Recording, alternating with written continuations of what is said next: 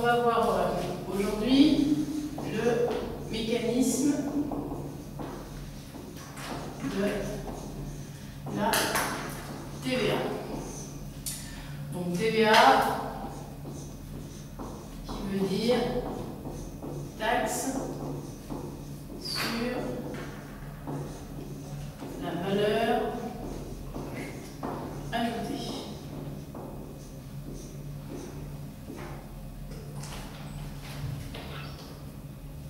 D'accord? Donc, cette taxe sur la valeur ajoutée, vous allez, et vous avez déjà rencontré ces termes, au niveau des achats que vous avez déjà pu comptabiliser, voilà, et au niveau des ventes. D'accord? Oui. Donc, quand j'achète quelque chose, j'achète de la marchandise, par exemple,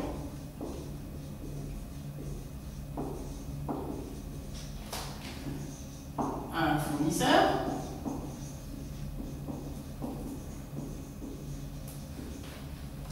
d'accord? Oui. Ce fournisseur va établir une facture. Cette facture va mentionner de la TVA que moi, je vais payer.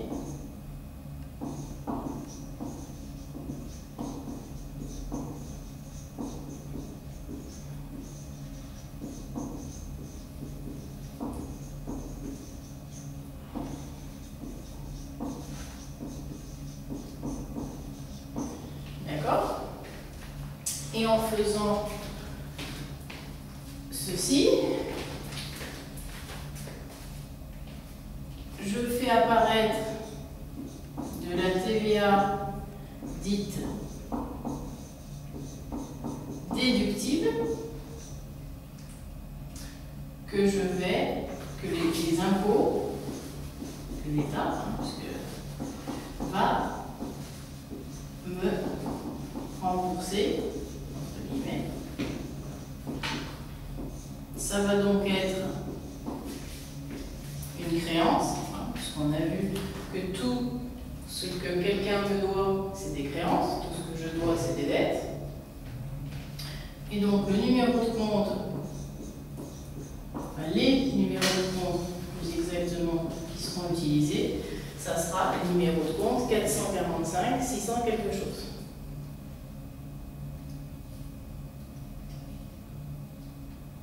D'accord?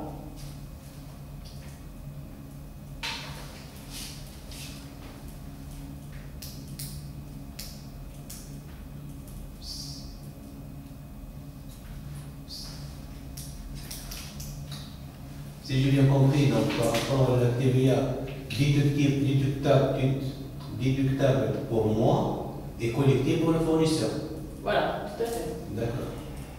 Puisque voilà, moi maintenant je vais me mettre dans la position où je vends de la marchandise à mon client.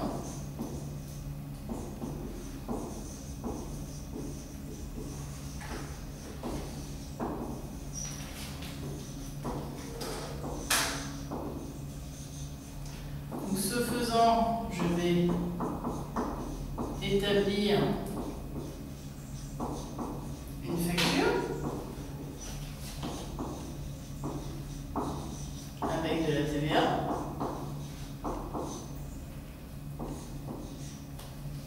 Le client va me payer sa facture.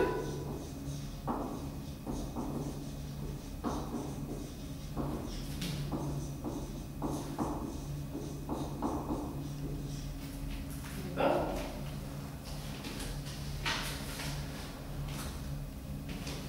Ce qui va faire naître de la TVA que je collecte pour le compte de l'État.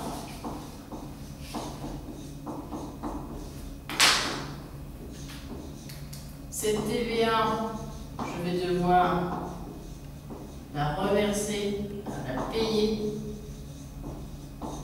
à l'État. Ça va donc devenir une dette pour la société et je comptabiliserai cette TVA dans un compte 445 700.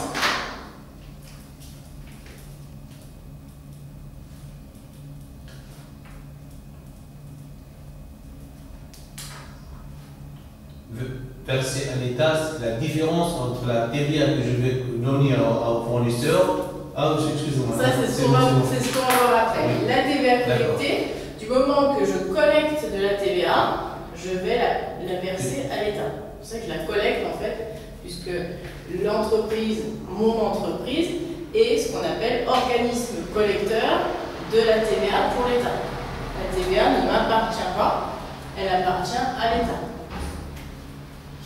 Ce qui m'appartient, c'est la différence entre ce que je vais verser à l'État, la différence entre les deux. Je vais reverser la différence entre les deux à l'État, mais il n'y a pas la TVA, ne m'appartient pas. Moi, je raisonne uniquement hors taxe. Puisque ce à quoi j'allais venir, ici vous retrouvez le 6, des charges, d'accord? Et ici vous retrouvez le 7, des produits. D'accord? Du coup, vous retrouvez effectivement le 6 des charges dans le compte 445, enfin dans les comptes 445, 6 de TVA déductible, et le 7 des produits dans les comptes 445, 7 de la TVA collectée. Et vous voyez, si vous vous rappelez les cours sur le bilan et le compte de résultat, n'influence le résultat de votre entreprise que les 6 et les 7. Donc vous voyez bien que, étant donné que mes TVA vont se comptabiliser dans des comptes de 4, des comptes de tiers, elles n'influenceront pas le résultat de mon entreprise. Donc elles ne jouent pas sur l'activité de l'entreprise puisque la TVA ne m'appartient pas.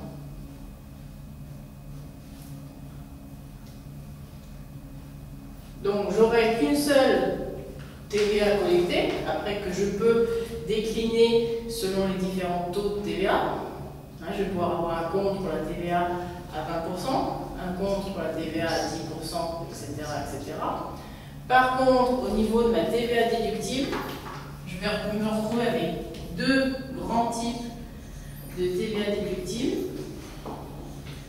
La TVA déductible sur achat, biens et services, qui seront des comptes 445 660, et la TVA déductible sur immobilisation, qui sera un compte 445 600. Voilà. Les immobilisations compte de classe 2 que je retrouve ici. D'accord? Petit moyen mémotechnique pour vous permettre de commettre moins d'erreurs au niveau de la comptabilisation de la TVA.